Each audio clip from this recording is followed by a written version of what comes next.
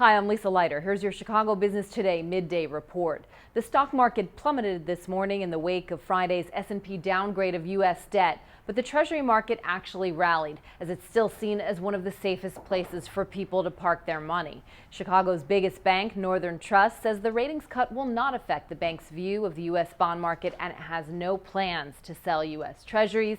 Chief Investment Officer Bob Brown issued a statement late yesterday saying the downgrade was unlikely to influence the firm's position on risk assets globally, and that the biggest impact could be in Europe.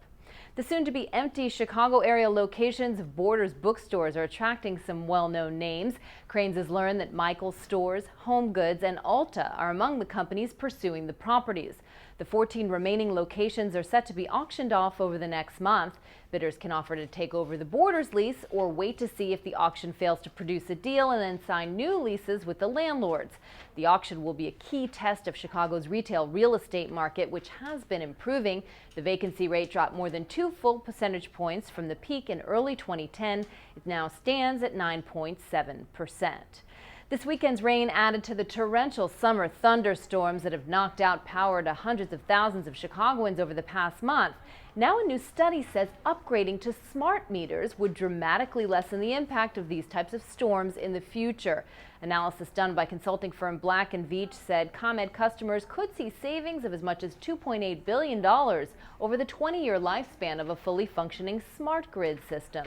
ComEd says a more modern system would have saved from 100 to 170,000 homes from losing power out of the roughly 850,000 that were affected during a recent storm on July 11th.